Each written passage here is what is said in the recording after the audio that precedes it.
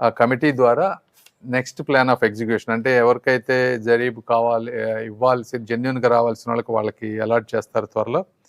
ఎవరైతే 1-2 ఎక్కడైతే చిన్న చిన్న అవకతవకలు జరిగినాయో వాళ్ళకి ఒక నోటీస్ ఇచ్చే విధంగా ఎలా చేయాలనే దాని మీద డిస్కస్ చేసి అది ఎగ్జిక్యూట్ చేస్తాం. రెండోది గ్రామ కంటాలకు వచ్చేటప్పటికి టోటల్గా ఇంతకుముందు గుంటూరులో 238 కేసెస్ ఉంటే అదంతా సర్వే అయిపోయింది. తెనాలి డివిజన్ కింద 131 కేసులు ఉన్నాయి. అందులో ఇంకొక 25% అవ్వాలి. అయితే ఇప్పుడు ఈ మీటింగ్లో ఏంటంటే లెస్ దాన్ 10 cents ఉండి ఇంతకుముందు రిజెక్ట్ అయిన వాళ్ళు కొంతమంది ఉన్నారు, అంటే 415 మంది ఉన్నారు.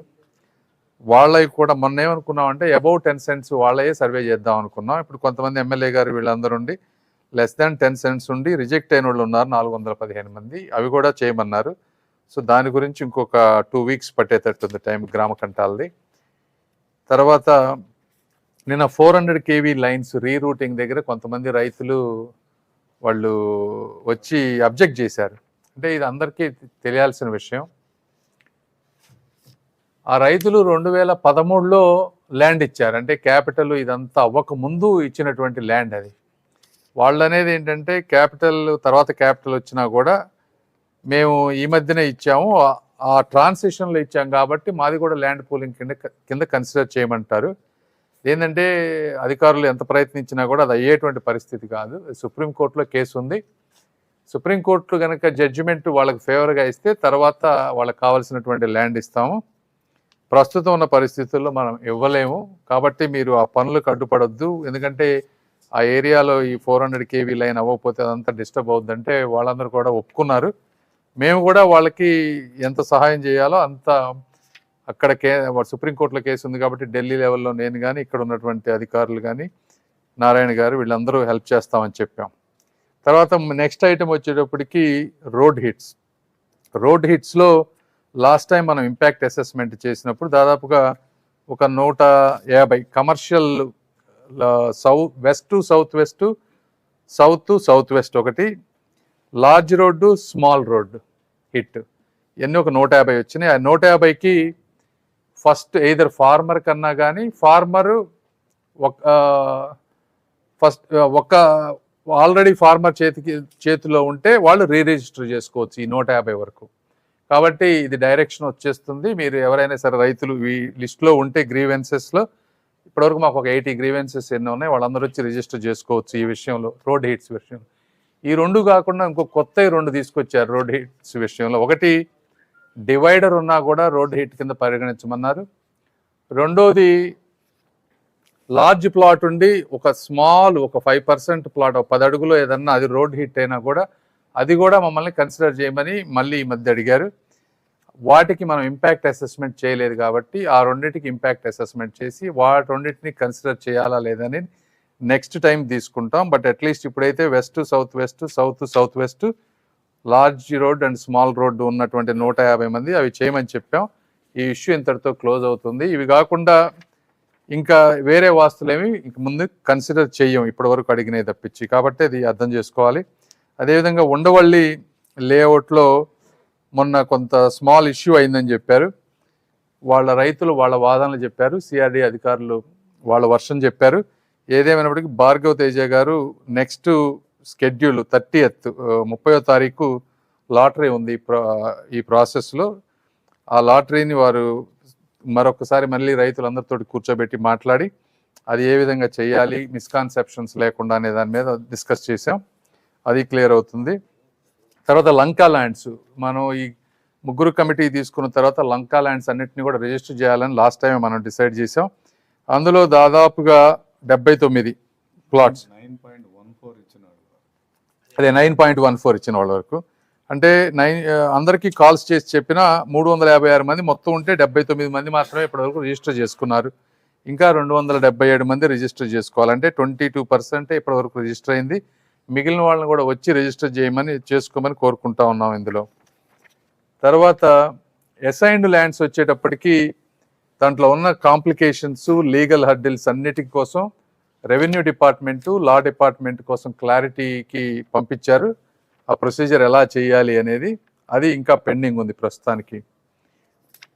అదేవిధంగా గన్నవరం ఎయిర్పోర్ట్ ల్యాండ్ ఇష్యూస్ కూడా డిస్కస్ చేసాం. దానికి ఒక 3 ఆప్షన్స్ ఇస్తే ఒక ఆప్షన్ దాన్ని అందరూ కలిసి ఒక ఆప్షన్ని మనం ఫైనలైజ్ చేసాం. అది వాళ్ళకి ఆ రైతులకి కమ్యూనికేట్ చేస్తారు. అదేవిధంగా తర్వాత సిఆర్డిఏలో 30 ఇప్పుడు ఈ ల్యాండ్లు ఎవరికైతే వచ్చినాయో ప్లాట్స్ అన్నీ వాళ్ళని బ్యాంకులకు వెళ్ళినప్పుడు 30 ఇయర్ లింక్ డాక్యుమెంట్ అడగకుండా ఉండే విధంగా మనం ఒక రిక్వెస్ట్ అడిగాం.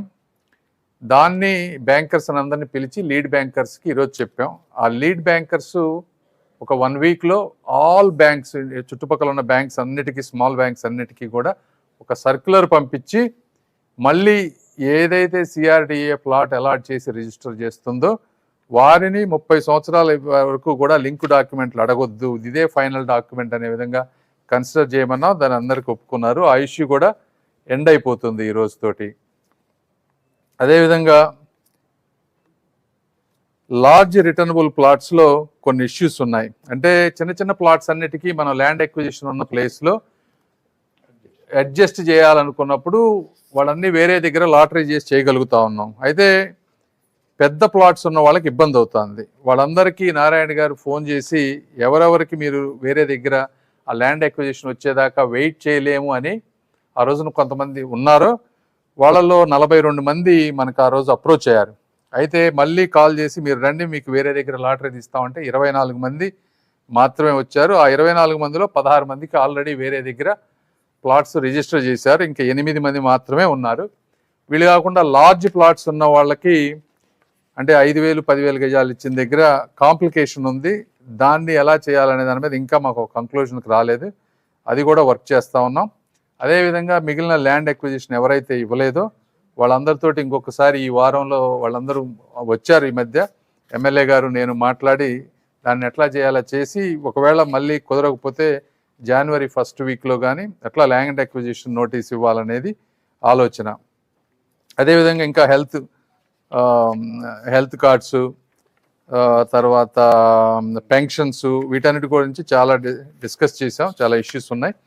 ఇవి కాకుండా ఇక్కడ ఉన్నటువంటి ప్రాంతంలో ఉన్న వాళ్ళందరికీ ఎందుకంటే రైతు కూలీలు కానీ పొలాలు ఇచ్చిన వాళ్ళు కానీ వాళ్ళకి వర్క్ లేని వాళ్ళందరికీ కాంట్రాక్టర్స్ తోటి అసోసియేట్ అయ్యి స్కిల్ డెవలప్మెంట్ అదేవిధంగా SRM విట్ వాళ్ళు కొంత స్కిల్ డెవలప్మెంట్ చేసి వాళ్ళని ఎక్కువ మందిని ఎంప్లాయ్మెంట్లో తీసుకునే విధంగా ఒక స్ట్రాటజీ ఇచ్చాం మనం. ఇప్పటి వరకు 1596 మందిని క్యాపిటల్ వర్క్స్లో కాంట్రాక్టర్స్ ఎంప్లాయ్ చేసుకున్నారు. అయితే ఇంకా ఎక్కువ మంది ఈ రోజున 20,000 మంది ఈ ప్రాంతంలో పనిచేస్తూ ఉన్నారు. అంటే కొన్ని రోజుల్లో 35,000 మంది కార్మికులు ఈ ప్రాంతంలో పనిచేసే అవకాశం ఉంది. కాబట్టి ఇంకా ఎక్కువ మందిని కనీసం 10,000 మందినైనా సరే ఈ ప్రాంతాల్లో ఉన్న వాళ్ళని తీసుకుంటే బాగుంటుంది అనే దాని మీద ఒక స్ట్రక్చర్ తీసుకొచ్చాం. అదేవిధంగా బరియల్ గ్రౌండ్స్ తర్వాత కమ్యూనిటీ హాల్స్ లిస్ట్ ఇచ్చారు ఎమ్మెల్యే గారు ఏ ప్రాంతంలో ఏమి కావాలనేది. వీటన్నిటిని కూడా డిపిఆర్లు చేసి నెక్స్ట్ తీసుకువెళ్ళే విధంగా చేస్తాం. తర్వాత ఈ గ్రామాల్లో కోర్ ఇన్ఫ్రాస్ట్రక్చర్కి ఉన్నట్లు 26 డిపిఆర్లు అవన్నీ కూడా కంప్లీట్ అయిపోయినాయి. వాళ్ళు అనుకున్నట్టుగా 9 విలేజెస్ మంగళగిరిలో గ్రామ సభలు కూడా అయిపోయినాయి. తాడికొండలో ఒక విలేజ్లో అయింది. ఇంకా 16 విలేజెస్లో గ్రామ సభలు కంప్లీట్ చేయాలి. అది 3-4 రోజుల్లో కంప్లీట్ చేస్తే జనవరి 1st నుంచి ఈ వర్క్ మొదలు పెడతారు ఆ విషయంలో. అదేవిధంగా బౌండరీ స్టోన్స్ ఏదైతే ఉన్నాయి LPS లేఅవుట్లో వీటిలో కూడా చాలా వరకు బౌండరీ స్టోన్స్ అన్ని ప్రింట్ చేశారు. అవి కూడా వర్క్ స్టార్ట్ చేస్తూ ఉన్నారు. దాంట్లో చిన్న కాంప్లికేషన్ వచ్చింది. అయితే ఒక 1 వీక్లో ఫుల్ ఫ్లెడ్జ్డ్ వర్క్ దాంట్లో చేస్తామని చెప్పారు. ఇవి కాకుండా ఈ గ్రామాల్లో ఈ లారీలు ఏదైతే తిరుగుతూ ఉన్నాయో ఇవన్నీ డస్ట్ విపరీతంగా వస్తూ ఉంది, శాండ్ వస్తూ ఉంది. సో వాటికి కొంత డైవర్షన్ కానీ అదేవిధంగా ఈ వర్కులు చేసేటప్పుడు డ్రింకింగ్ వాటర్ పైప్స్ పగిలిపోవటం వీటిని ఎవరు రిపేర్ చేయాలి ఎలా రిపేర్ చేయాలనే విషయాల మీద కూడా కొన్ని మాట్లాడాం. సో ఈ విధంగా సమగ్రంగా చాలా వరకు ఒక పొజిషన్కి వచ్చింది. అయితే ఇంకా చాలా ఇష్యూస్ ఉన్నాయి. ఇవన్నీ 1 by 1 చేసుకుంటూ వస్తున్నాం. రైతులందరినీ మేము కూడా కోరుకునేది ఏంటంటే ఇది ఎన్నో ఉన్నాయి, ఇందులో కొన్ని వందల సమస్యలు ఉన్నాయి. కాకపోతే ఇవన్నీ 2% పీపుల్కే 100 సమస్యలు ఉన్నాయి. అన్నీ కూడా ఒక 1 వీక్లో అయ్యేటువంటి పరిస్థితి లేదు, కాంప్లికేషన్స్ ఉన్నాయి. కాకపోతే సిస్టమేటిక్గా 1 by 1 చేసుకుంటూ వస్తున్నాం. ఇప్పుడు లంక గ్రామాలతో ఫినిష్ చేసాం. తర్వాత రోడ్ హిట్స్ది ఒక పాలసీ తీసుకున్నాం, అది ఫినిష్ అయిపోతుంది. మళ్ళీ జరీబ్ది కూడా ఒకటి అయిపోవచ్చింది. దానికి అఫీషియల్గా డెసిషన్ తీసేసుకొని నెక్స్ట్ వీక్లో గౌరవ ముఖ్యమంత్రి గారికి ఒకసారి ఇన్ఫార్మ్ చేసి అది ఎలా చేయాలనేది దానికి కూడా తీసుకుంటాం. సో ఇంకా గ్రామ కంటాలు అట్లా 2-3 ఉన్నాయి అసైన్డ్ ల్యాండ్స్. బరియల్ గ్రౌండ్స్ కూడా అంతే. బరియల్ గ్రౌండ్స్ కమ్యూనిటీ హాల్స్ ఇవి 2 ఎమ్మెల్యే గారు మాట్లాడి చెప్తారు ఎట్లా చేయాలనేది, వారు కూడా మాట్లాడతారు ఇప్పుడు. Thank you. అందరికీ నమస్కారం. ఈరోజు త్రిసభ్య కమిటీ సమావేశం అయింది. సమావేశంలో అనేక అంశాల మీద చర్చ జరిగింది. 3 గంటలు, అందులో దాదాపు 3 గంటల పాటు చర్చించడం జరిగింది. చాలా విషయాల మీద క్లారిటీగా, ఒక్కొక్క అంశం మీద క్లారిటీ రావడం జరుగుతుంది. ముఖ్యంగా గ్రామాల్లో ఏర్పాటు చేయవలసిన ఇన్ఫ్రాస్ట్రక్చర్ సంబంధించి డిపిఆర్స్ అన్నీ రెడీ అయిపోయినాయి. ఫస్ట్ వీక్లో ఈ వర్కులు మొదలవుతాయి. అయితే ప్రతి గ్రామానికి వెళ్ళి ఈ వర్క్స్ మీ గ్రామంలో చేస్తున్నాము, మీకు ఇంకేదైనా సూచనలు ఉన్నాయా, సలహాలు ఉన్నాయా అనే ఆలోచన కూడా చేయాలని నిర్ణయించడం జరిగింది. తదనుగుణంగా ఈ 2 రోజులు 3 రోజుల తర్వాత ఈ కార్యక్రమం జరుగుతుంది. అంతేకాకుండా ప్రతి గ్రామంలో కమ్యూనిటీ హాల్స్ రిక్వైర్మెంట్ ఉంది. ఇప్పటికే కొన్నిటిని ఐడెంటిఫై చేసి ఇవ్వటం జరిగింది. ఐడెంటిఫై చేసిన తర్వాత వాటికి ఎస్టిమేషన్స్ తయారు చేసే కార్యక్రమంలో ఉన్నారు, అది ఇంజనీరింగ్ సిబ్బంది అంటారు. అలాగే కొన్ని గ్రామాల్లో శ్మశానాలు డిస్టర్బ్ అవుతున్నాయి. ఈ రోడ్స్ వేయటం వల్ల కానీ, లేకపోతే లేఅవుట్లు వేయటం వల్ల కానీ కొన్ని శ్మశానాలు డిస్టర్బ్ అవుతున్నాయి. కొన్ని గ్రామాలకు శ్మశానాలు లేవు. నిన్న ఉదయం పూట గౌరవ మంత్రి నారాయణ గారు, అడిషనల్ కమిషనర్ సిఆర్డీఏ వాళ్ళతో కూర్చొని ఏ గ్రామాల్లో అసలు లేవు, ఆ లేని గ్రామాల్లో శ్మశానాలకు సంబంధించిన ఆల్టర్నేటివ్ సైట్స్ ఐడెంటిఫై చేయడానికి ఒక ప్రక్రియ మొదలు పెట్టడం జరిగింది. అందులో వాళ్ళకి గ్రామంలో 3-4 ప్లేసులు ఐడెంటిఫై చేసి ఇస్తామని చెప్పారు. అది బహుశా రేపు ఎల్లుండి అది అవుతుంది. అయిపోయిన తర్వాత గ్రామంలో నాయకులతో చర్చించి ఎక్కడ బెస్ట్ ప్లేస్గా ఉంటుందో దాన్ని అలాట్మెంట్ కూడా చేయడం జరుగుతుంది. అందులో ముఖ్యంగా మల్కాపురం, వెంకటపాలెం ఇటువంటి గ్రామాల్లో లేవు. అంతేకాకుండా కొన్ని గ్రామాలకి సంబంధించిన క్లస్టర్ వారీగా విభజన చేసి అక్కడ మల్టీఫేజ్ బరియల్ గ్రౌండ్స్ని ఏర్పాటు చేయాలనే నిర్ణయం వచ్చింది. అందులో భాగంగా శాఖమూరులో నిర్మాణం ఒకటి జరిగింది. మిగిలిన గ్రామాలు కూడా ఎక్కడెక్కడ అవసరం అనేది ఐడెంటిఫై చేసి ఈ 1 వీక్లో డెసిషన్స్ తీసుకుంటారు. మరి ముఖ్యంగా పెన్షన్స్, హెల్త్ కార్డ్స్ విషయం కూడా చర్చించడం జరిగింది. పెన్షన్లు గత సమావేశంలో పెన్షన్ల గురించి నిర్ణయం చేశాం. దాదాపు జగన్మోహన్ రెడ్డి గారి గవర్నమెంట్ 4,000 పైగా పెన్షన్లు రిజెక్ట్ చేశారు. రిజెక్ట్ చేసి 6 స్టెప్ వ్యాలిడేషన్ ప్రకారం 4,000 పైగా పెన్షన్లు రిజెక్ట్ చేస్తే అలా తిరిగి గ్రామాల్లో సమాచారం సేకరించాలని నిర్ణయించడం జరిగింది. అందులో దాదాపు కొంతమంది మాకు ఎలిజిబిలిటీ ఉంది, మాకు రావాలని అప్లికేషన్స్ ఇచ్చారు, వాటిని స్క్రూటినీ చేయడం జరుగుతుంది. అంతేకాకుండా కొత్తగా పెళ్ళిళ్ళు అయిన వాళ్ళకు కూడా పెన్షన్ ఇవ్వాలని లాస్ట్ మీటింగ్లో డిస్కస్ చేసాం. వాటి మీద కూడా సర్వే జరుగుతోంది. ఆ సర్వే అయిపోయిన తర్వాత ఈ పెన్షన్ల గురించి నిర్ణయం జరుగుతుంది. అలాగే హెల్త్ కార్డ్స్, అమరావతి హెల్త్ కార్డ్స్కి సంబంధించిన ముఖ్యమైన సమాచారం ఏంటంటే below poverty line ration card ఉన్న వాళ్ళందరికీ హెల్త్ కార్డ్స్కి ఇబ్బంది లేదు. కానీ అమరావతి హెల్త్ కార్డ్స్ మీద ప్రత్యేకత ఉంది. ఏంటంటే ఇక్కడ భూమి ఇచ్చిన వాళ్ళు ఇక్కడ పావర్టీ లైన్తో సంబంధం లేకుండా అందరికీ హెల్త్ కార్డ్స్ ఇవ్వాలనే దాని మీద అసెస్మెంట్ చేయబోతున్నారు. ఆటోమేటిక్గా అది పూర్తయిన వెంటనే అందరికీ కూడా హెల్త్ కార్డ్స్ ఇవ్వడం జరుగుతుందని తెలియజేస్తున్నాను. అలాగే N8కి సంబంధించి నిన్న జరిగిన సమావేశంలో మన ఒక రైతు దురదృష్టవశాత్తు మాతో మాట్లాడి వెళ్ళిన తర్వాత మరణించడం జరిగింది. రామారావు గారు, దొండపాటి రామారావు గారు. ఆ విషయంలో క్లియర్గా చెప్పాము. నిన్నే సమావేశంలో చెప్పడం జరిగింది. ఏంటంటే రైతుల యొక్క అభిప్రాయాలు, ఎవరు ఇళ్ళు అయితే పోతున్నాయో వాళ్ళందరితో ఇండివిజువల్గా డిస్కస్ చేసి ఒక్కొక్కరి అభిప్రాయం తీసుకొని 2 ప్రపోజల్స్ ఉన్నాయి. ఏ ప్రపోజల్ బెస్ట్గా ఉంటుందో ఆ ప్రపోజల్నే టేకప్ చేస్తామని చెప్పాం. అంతేకాకుండా వాళ్ళకి ఆల్టర్నేటివ్గా ఎక్కడ ఇస్తామనేది కూడా ముందు చూపిస్తామని చెప్పాం.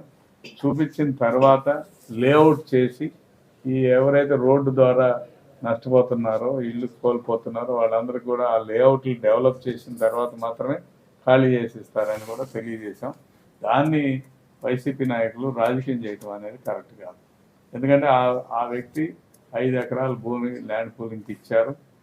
అంతేకాకుండా మా దగ్గరకు వచ్చి నిన్న మంత్రి గారి దగ్గర మా దగ్గర చెప్పిన అంశం ఏంటంటే స్పష్టంగా ఎక్కడిస్తారో చెప్పండి అన్నారు, ఊరికి ఆనుకుని ఇవ్వాలన్నారు. ఆ నిర్ణయం కూడా నిన్నే తీసుకోవడం జరిగింది.